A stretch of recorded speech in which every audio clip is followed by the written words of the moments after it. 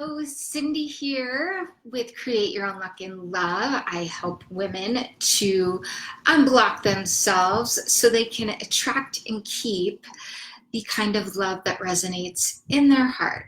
So I'm really excited today to talk about trust issues. Many people have them, and here's what to do. Okay, so I'm going to talk first about some common trust issues that pop up for people, and some of which you may not be aware of. So they kind of go underneath the surface, so to speak. So I've got a lot written down. So the number one trust issue that I see a lot is not giving anyone the benefit of the doubt. So meaning maybe you meet somebody new, you start getting to know them, they do something that gives, I always do this, that triggers you. And automatically your brain goes to, I don't trust you, the negative thinking, right? The negative, even, deprecating thinking towards that person and projecting. So there's that not giving someone the benefit of the doubt. So no matter what they say or do, you're not really trusting them. So that also stems from a place of not being able to trust yourself. I'm going to get into that in a little bit and give you some things, some real tools to support you in actually moving forward. So the next thing is you're actually trusting all the wrong people.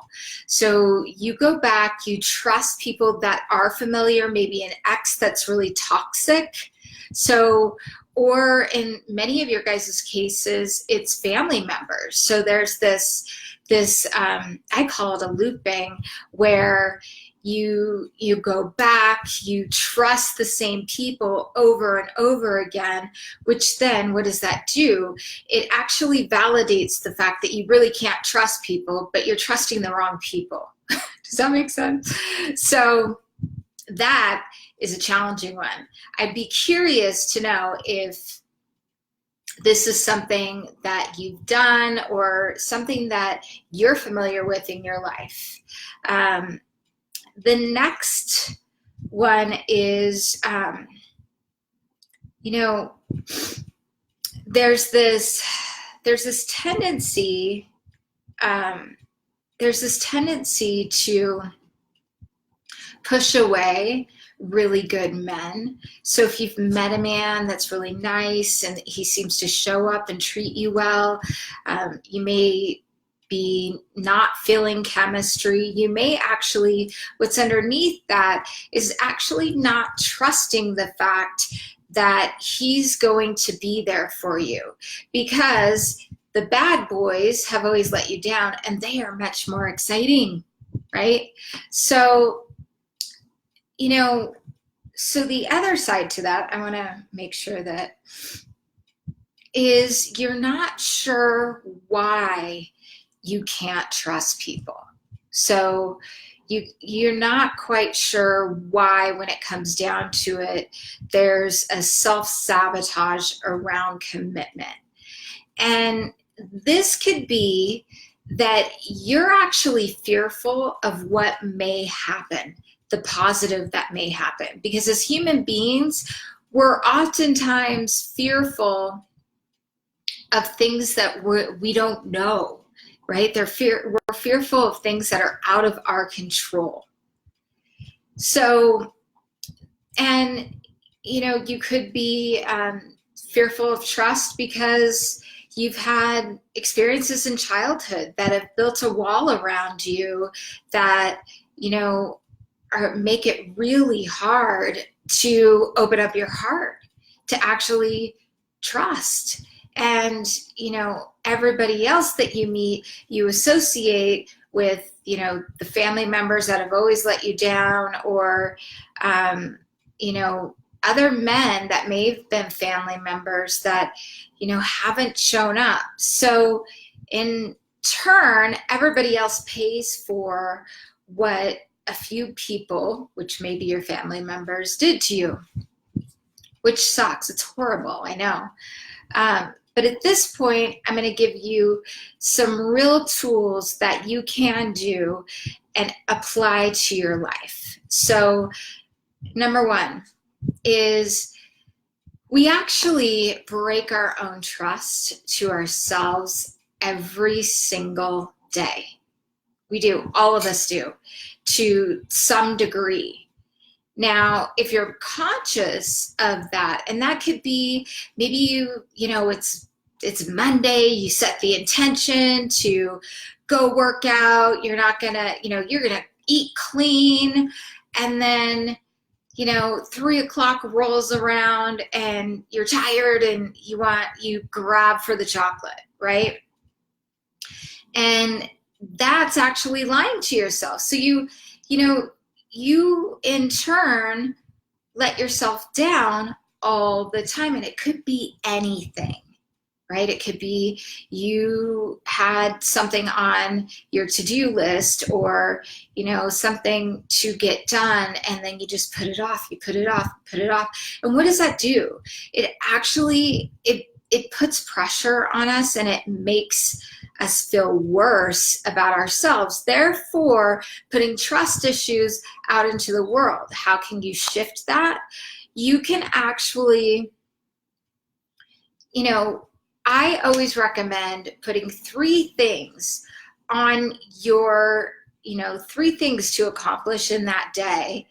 And, maybe you've got a gazillion, great. They get to be spread out throughout the week. And get them accomplished. Therefore, you actually gain self-trust, and it makes you feel better and more confident, right? You see how that works? Another thing too is that, so that's one way. The other thing is that, as you're meeting people, many of you are dating, or maybe you're in a new relationship, and you're fearful and scared. I mean, getting a little bit vulnerable, even saying, gosh, I've been hurt in the past, and it's hard for me to open up and trust, but I really want to. And, sharing things like that, that's vulnerable. And, taking your time to get to know someone. I've never known anyone that's gone extra slow to not actually see things, and they're 10 times more successful. So, the other thing too is there's actually psychological studies around the brain shuts down when we feel violated with trust. So we will inadvertently close ourselves down. It can manifest itself in your life as control, trying to control everything around you, and therefore attracting controlling people into your life. So there's that piece. And, the thing is to take trust one step at a time, to, allow yourself to open up, allow yourself to be cautiously optimistic, because there's plenty of great people out there. If you're watching this, you're probably one of them. So if you're out there, there's plenty more. So giving that,